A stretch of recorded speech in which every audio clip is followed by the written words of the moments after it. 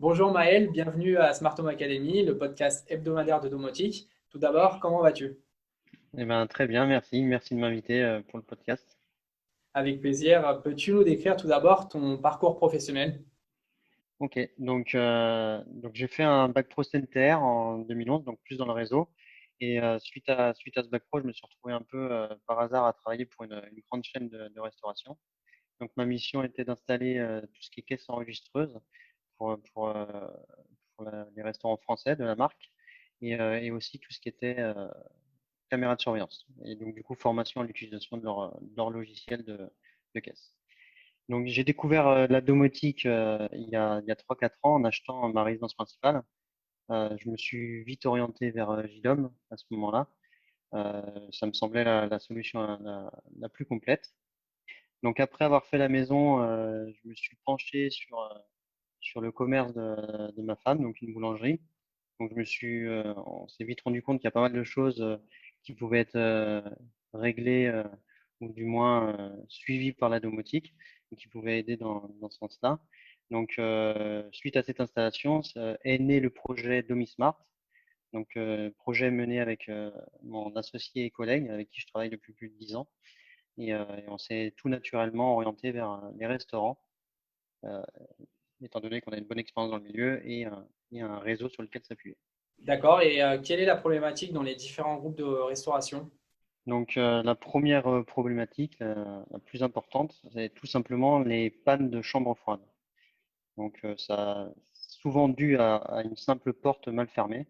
Une chambre froide en panne peut vite représenter plusieurs milliers d'euros de pertes directes en marchandises et aussi ben, la perte d'exploitation qui s'ensuit parce que le restaurant ne peut pas ouvrir dans de bonnes conditions, quoi.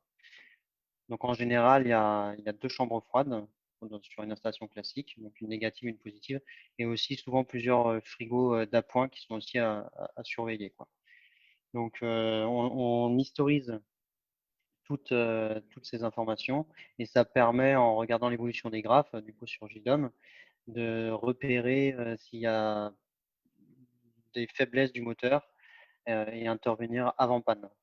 Donc un exemple qu'on a eu il y a quelques mois, une chambre négative se mettait régulièrement en erreur et quand ça arrivait en journée, les employés avaient juste appuyé sur un petit bouton, la chambre redescendait en température.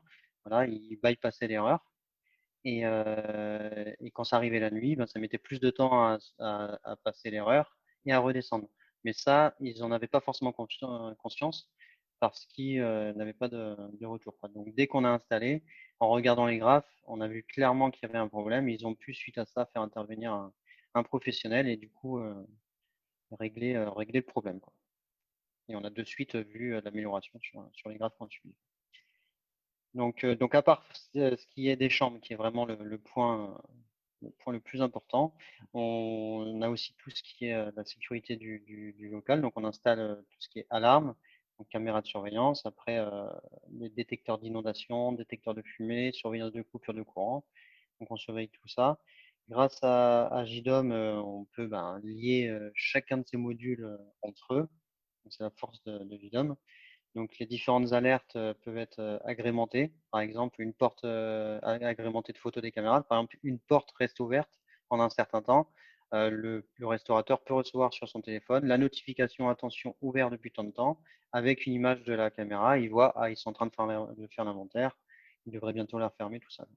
D'ailleurs, pour plus d'efficacité, nous proposons une alarme avec détection de vibration sur les portes, ce qui nous permet d'allumer les lumières du restaurant dès qu'il y a une tentative d'effraction. Donc ça allume les lumières, ça fait sonner et du coup ça fait fuir les personnes. Donc, vraiment l'idée prévention et rien qui vient jouer sur l'exploitation du restaurant, quoi, par la suite.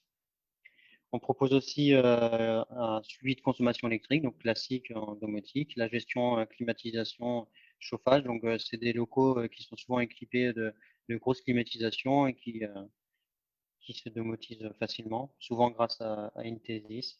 Euh, donc voilà, après on peut les lier avec l'alarme. Ils activent l'alarme, ça met la clim en mode éco, par exemple, pour la nuit. Il la désactive le matin, ça la met en mode confort. Alors, autre point, on surveille aussi l'état des différents périphériques sur le réseau. Donc, ça permet au restaurateur d'être alerté dès que une de ses caisses enregistreuses elle s'est éteinte, a été déconnectée, il est alerté. Aussi, tout ce qui va être tablette de livraison, TPE, menus bord digitaux quand ils en sont équipés, voilà, tout ce qui est sur le réseau. Ok. Et en quoi la domotique a pu résoudre ces problématiques? Eh bien, en surveillant chacun de ces postes, elles permettent de prévenir le plus rapidement possible les responsables, qui eux vont pouvoir agir en conséquence. Un restaurateur passe en général beaucoup de temps dans son restaurant, vraiment beaucoup. Et quand il n'y est pas, il y a plein de sources de stress. Il se pose toutes sortes de questions. Donc, par exemple, est-ce que l'équipe a bien allumé les tablettes de livraison? Est-ce qu'ils ont bien activé l'alarme le soir? Est-ce que les portes des chambres sont bien fermées? Voilà, les portes mal fermées, c'est quelque chose qui arrive vraiment souvent. Donc, avec notre application, il a tout sur le téléphone et en un clin d'œil, il voit si tout est fait dans l'ordre, quoi. Donc, on a pensé nos alertes de manière intelligente pour ne pas être trop intempestif. Par exemple, si l'alarme est désactivée le matin dans les temps, l'heure prévue, pas besoin d'en informer le restaurateur. On considère qu'on le notifie qu'à partir du moment où il y a un retard d'activation, de désactivation, pardon, ou le soir, s'ils ont oublié, on notifie, attention, alarme non activée, ou si elle est activée trop tôt, attention, alarme activée trop tôt, ce qui peut sous-entendre un départ prématuré de l'équipe. Et est-ce que tu pourrais résumer des automatismes que tu as mis en place? Donc, ben, comme je disais tout à l'heure, l'allumage de la lumière en cas de déclenchement d'alarme. D'accord. On se sert aussi des caméras pour faire un comptage client.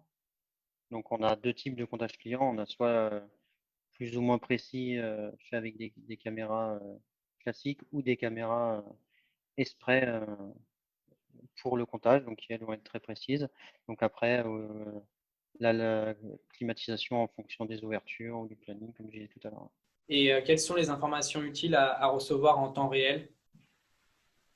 Alors, donc, en priorité, les alertes de chambre froide, bien sûr, les déconnexions éventuelles de tel ou tel appareil qui peut bloquer la- la- les ventes du restaurant. Tu peux jouer sur les ventes, sur l'activité.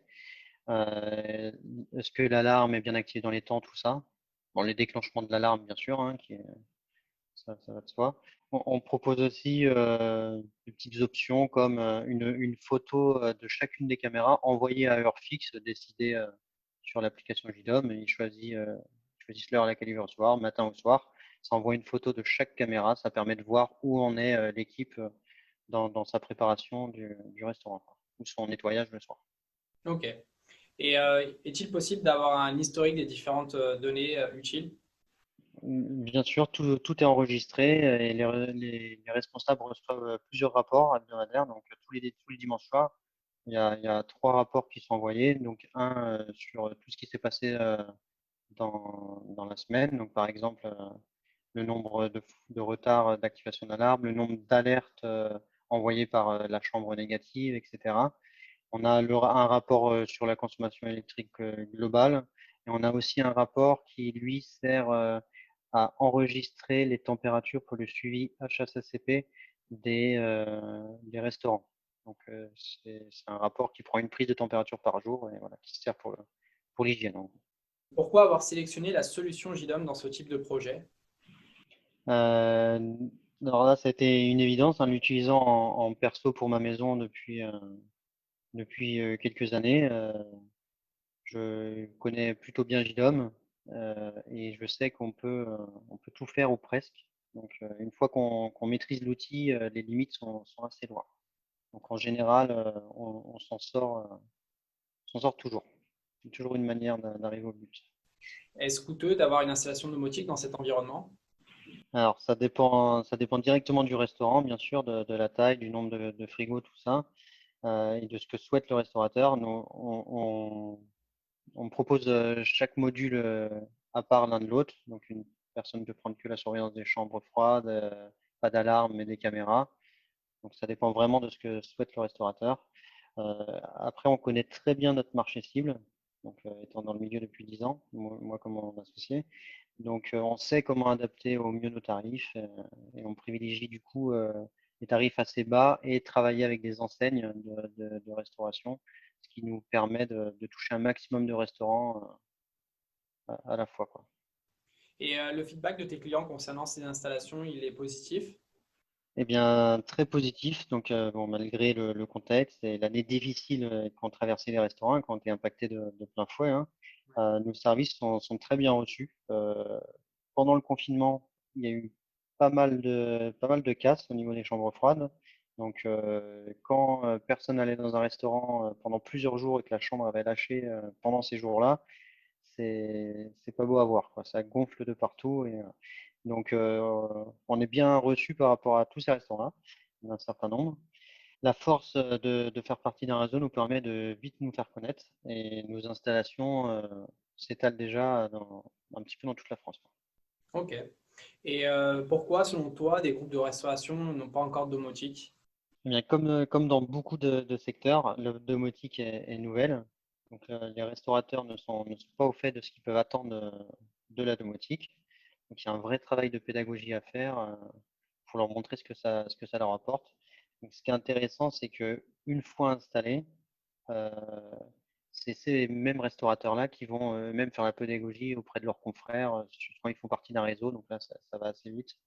Et entre eux, ils arrivent à bien s'expliquer ce que ça leur apporte.